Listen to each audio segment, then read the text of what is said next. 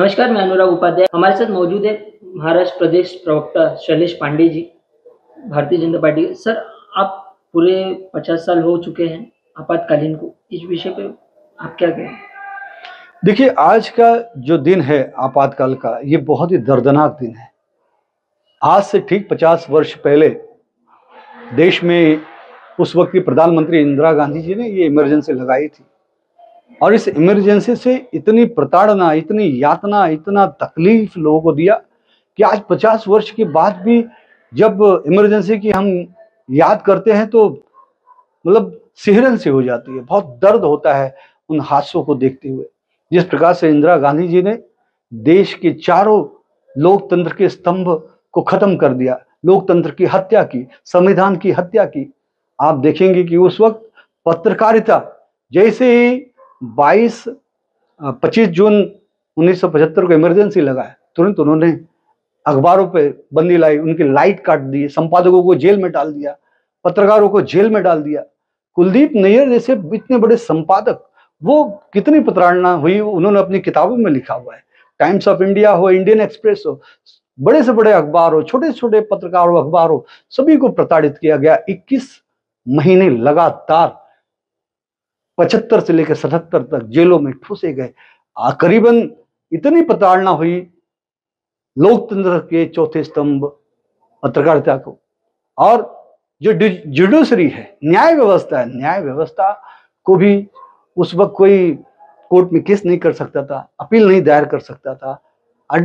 और तरह तरह की न्यायाधीशों पर भी पाबंदियां कई तरह से लगाई गई थी।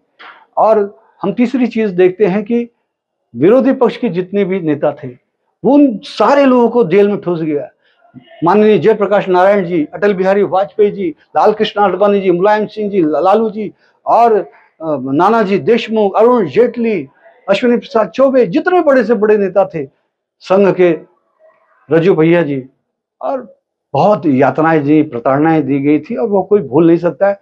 मैं तो नई पीढ़ी को यही कहूंगा कि हमें उस 50 साल पहले हुई इंदिरा गांधी की इमरजेंसी और तानाशाही, हिटलरशाही को हमेशा याद रखना चाहिए, ताकि देश में इस तरह का माहौल दोबारा बन न सके।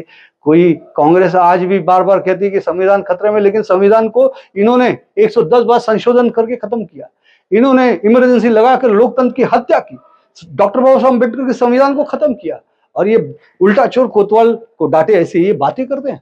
सर, उस समय कई नेता भी जेल में थे। उस विषय को भारतीय जनता पार्टी ने और कई अन्य पार्टियों के नेता भी जो जेल में थे, उस समय के सांसद और जो कार्यकर्ता थे, उस समय जेल में थे। उस समय की परिस्थिति पे आप क्या ये कहेंगे? देखिए, मैं कुछ चीजें आपको बताता हूँ। देश के पूर्व प्रधानमंत्री आदरणीय अटल बिहारी वाजपेयी जी, वो बेंगलुरु के जेल में थे। लाल कृष्ण आडवाणी जी बेंगलुरु के जेल में थे। मधु दंडवते जी वो जेल में थे। जॉर्ज फर्नांडिस जी जेल में थे। और उस वक्त जो राष्ट्रीय स्वयंसेवक संघ और उनकी जैसे 26 सामाजिक संगठनों को बैन कर दिया गया। उनको, उनके कार्यकर्ताओं को, नेताओं को जेल में डाल दिया। और जेल में यातनाएं किस तरह की कि उनको टॉर्चर किया जाता था, उनको मारपीट की जाती थी उनके साथ, उनके नाखून हमारे कार्यकर्ताओं को निकाले गए। इतना दुखद, इतना जघन्य। सर, बताया जाता है कि इस पे सबसे, इसका जो इस आपातकालीन का था, इस पे सबसे ज्यादा उत्तर भारतीयों पे प्रभाव पड़ा था। इस विषय पे आप देखिए, ये विषय पूरे देश का है और सभी जगह इसका असर हुआ था। पूरे देश में इसका, कश्मीर से लेकर कन्याकुमारी तक इसका असर हुआ था। उस समय के जो प्रधानमंत्री, उस समय उन्होंने जैसे आपातकालीन लागू की थी, उस समय जो परिस्थिति निकल के आई थी, उस समय की परिस्थिति को आप भापते हुए आज के युवकों को और आगे चल के पीढ़ी को आप क्या कहेंगे?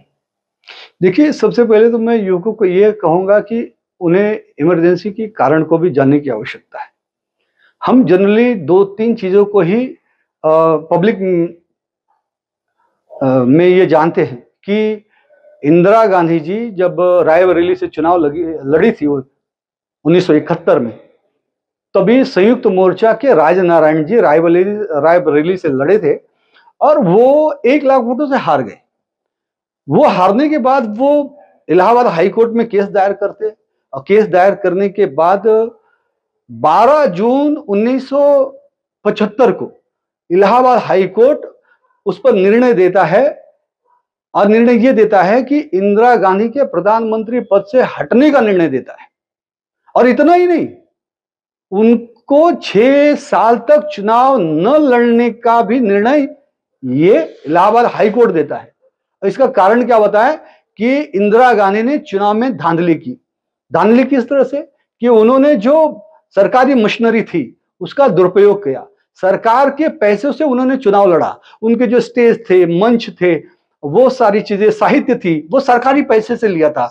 अधिकारी सरकारी उनके कार्यकर्ता बन के काम करते। इन सारी चीजों को देखते हुए हाईकोर्ट ने निर्णय दिया और वो हाईकोर्ट के निर्णय के खिलाफ सुप्रीम कोर्ट जाती है। लेकिन सुप्रीम कोर्ट ने भी इलाहाबाद हाईकोर्ट के निर्णय को सही ठहरा और इसीलिए उस डर के मारे वो इमरजेंसी की तरफ गई। दूसरा कारण ये आता है, उसमें जेपी आंदोलन चल रहा था। जयप्रकाश नारायण जी के नेतृत्व में पूरे देश में विद्यार्थी हो, मजदूर हो, सभी आंदोलन कर रहे थे क्योंकि महंगाई और भ्रष्टाचार चरम सीमा पर था, इनका तानाशाही चरम सीमा पे था।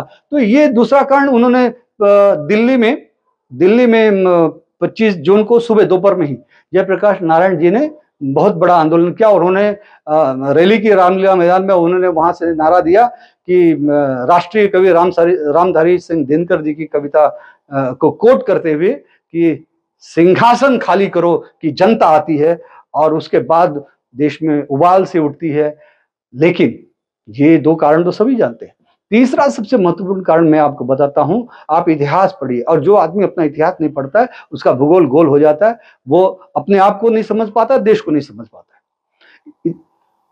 सही कारण ये था कि 6 महीने पहले इंदिरा गांधी के जो सलाहकार थे और उनका जो किचन कैबिनेट था, उस किचन कैबिनेट के जो मंत्री थे, मेन मुख्यमंत्री बंगाल के सिद्धार्थ रे और भी लोग जो थे, 6 महीने पहले इंदिरा गांधी ने उनके इस किचन कैबिनेट के साथ निर्णय लिया था कि देश में हमें सिंगल पार्टी सिस्टम करना है।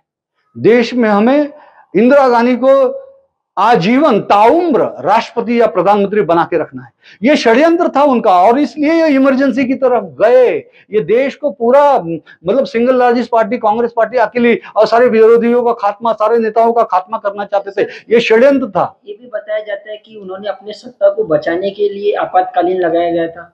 बिल्कुल, वही तो मैं बोल रहा हूं। देखिए, मैंने पहले बताया इंदिरा गांधी की जो प्रधानमंत्री का पद और संसद चुनाव 6 साल न लड़ने का जो निर्णय इलाहाबाद हाई कोर्ट ने दिया, उसी लिए तो ये सारी चीजें हुई। और उनको ये नहीं सत्ता बना के रखनी थी, लाइफ टाइम सत्ता बनानी थी, कांग्रेस को लाइफ टाइम चलाना था। और कांग्रेस नहीं, इंदिरा गांधी, क्योंकि उस वक्त एक डीएम बरुआ करके नेता थे, उन्होंने नारा दिया था, Indira is India, India is Indira.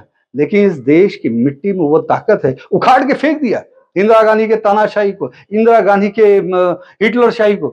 क्या हुआ जब 1977 में चुनाव हुआ देश में लोकसभा का, 40 साल के बाद पहली गैर कांग्रेसी सरकार बनी, सारे विपक्ष एक हुए, जनता दल, और उस वक्त जयप्रकाश नारायण जी के नेतृत्व में सारे लोग एकजुट हुए, जनता दल की सरकार बनी। कांग्रेस उस चुनाव में बुरी तरह हार गई, इंदिरा गांधी रायबरेली से अपनी सीट हार गई, और ये जनता ने उनके मुंह पे करारा तमाचा दिया कि इस देश की मिट्टी में तानाशाही नहीं चलेगी, इस देश की मिट्टी में हिटलरशाही नहीं चलेगी, यहां लोकतंत्र की हत्या नहीं चलेगी, यहां संविधान की हत्या नहीं चलेगी। ये देश नैतिक मूल्यों पर चलेगा, ये देश लोकतांत्रिक मूल्यों पर चलेगा, ये देश संविधान से चलेगा। आज डॉक्टर बाबा साहब अंबेडकर जी के संविधान से देश चल रहा है, और देश के यशस्वी प्रधानमंत्री नरेंद्र मोदी जी संविधान को सक्षम करने के लिए, लोकतंत्र को सक्षम करने के लिए हमेशा ये कहते हैं, सबका साथ सबका विकास, सबका साथ सबका प्रयास, और उसी नीति पर आज मोदी जी।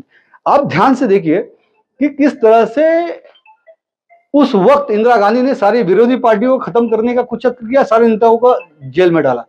लेकिन आज मोदी जी देखिए क्या हुआ, जब पाकिस्तान से आतंकवादी हमारा जो झड़प हुआ, तो ऑपरेशन सिंदूर से पाकिस्तान को धूल चटाया, और उसके बाद ऑपरेशन सिंदूर के बारे में पूरी दुनिया को बताने के लिए हिंदुस्तान के सभी विरोधी पार्टियों के नेताओं को अपने साथ में लिया और उनका डेलीगेशन पूरी दुनिया में भेजा, अमेरिका में भेजा, यूरोप में भेजा, एशिया में भेजा, सभी जगह भेजकर देश को ये मैसेज दिया, दुनिया को ये मैसेज देगा कि हमारे लिए राष्ट्र सर्वोपरि है, देश सर्वोपरि है और देश के लिए पूरा देश एक है। और अब वो विपक्ष को, विरोधी नेताओं को भी साथ में लेकर काम कर रहे हैं। और ये जो उन्होंने मंत्र दिया है, सबका साथ, सबका विश्वास, सबका प्रयास, सबका विकास, उस मंत्र पर मोदी जी और मोदी सरकार आज काम कर रही है।